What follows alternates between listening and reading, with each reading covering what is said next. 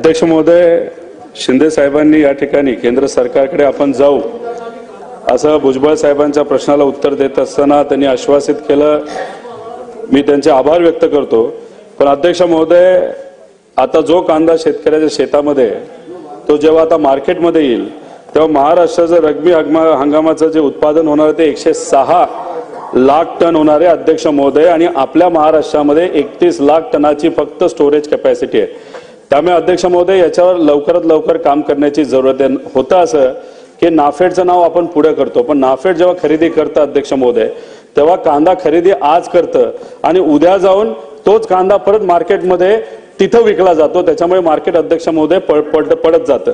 त्यामुळे अध्यक्ष महोदय, आमचं असं मत आहे की इलेक्शनच्या काळामध्ये सुद्धा आपण भावांतर योजनेबद्दल बोलला होता मंत्री महोदय, म्हणजे शिंदे साहेब, मुख्यमंत्री साहेब त्या बाबतीत भाष्य केलं होतं। भावांतर योजना म्हणजे काय? Price स्टेबलायझेशन fund. पण प्राइस स्टेबलायझेशन फंड मंत्री महोदय तुम्ही जसं म्हणालात तसा जर तुम्ही लागू केला, नाफेडकडनं दिला, तो घेतला, तरी काय होणार नाही। आपण प्राइस स्टेबलायझेशन फंड जसं भुजबळ साहेब म्हणाले की तुम्ही 2200 रुपये आपली कॉस्ट तिथं फायनल केली की शेतकऱ्याला 2200च्या पुढे असेल तर परवडतं। तर मग मार्केट जेव्हा 2200च्या खाली येईल तेव्हा सरकारकडनं भावांतर योजनेच्या अंतर्गत तुम्ही आश्वासन केलं पाहिजे। आज बजेट आहे ते मोठं मन दाखवून आज बजेटमध्ये तुम्ही आश्वासित करा। जर कॉस्ट जी काय आम्ही ठरवली असेल 2200 ठरवली कांद्याच्या बाबतीत, इतर पिकाची वेगळी, त्याच्यापेक्षा मार्केट खाली आलं तो जो फरक आहे डायरेक्ट शेतकऱ्याच्या अकाउंटमध्ये आम्ही योजनेच्या माध्यमातून प्राइस स्टेबलायझेशनच्या फंड नाही तर भावांतर योजनेच्या माध्यमातून डायरेक्ट देऊ असं कुठेतरी। पण ही घंट्याची धोक्याची घंटा आहे।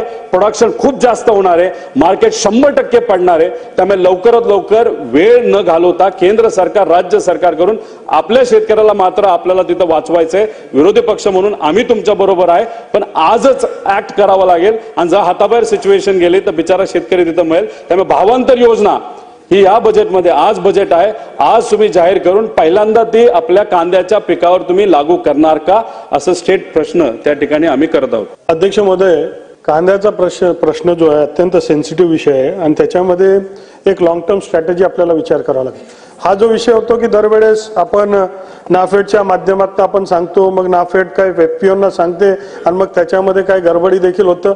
ही सारी प्रणाली या मी तपासून याच्यावर करेक्टिव्ह मेजर सुद्धा आम्ही याच्या पुढच्या काळामध्ये करणार। कारण पुन्हा ते खरेदी करून मार्केटमध्ये टाकल्यावर पुन्हा मार्केट गडगडतं आणि म्हणून त्याला लॉंग टर्म होल्ड करण्याचं त्यांच्याकडे व्यवस्था असली पाहिजे। माननीय उपमुख्यमंत्री महोदयांनी जे सांगितलं की इरिडिएशन सेंटर जे आहे त्यांना त्या माध्यमातून आपल्याला त्याची जे नाशवंत पदार्थ असल्यामुळे त्याची लाईफ काय आपल्याला शेल्फ लाईफ वाढवता येईल का, हा सुद्धा महाराष्ट्राच्या पणन मंडळाने स्वतःचं केंद्र उभं केलंय। ते अत्यंत यशस्वी आहे, पण त्याचे अजून प्रोटोटाईप सगळीकडे लागू करता येईल का हा प्रयत्न आहे। आणि कांदा आता आपल्याकडे येणार आहे, त्याच्यामुळे तात्काळ या संदर्भातली इमर्जन्सी समजून याच्यामधलं उपाययोजना हे 100% करण्यात येतील।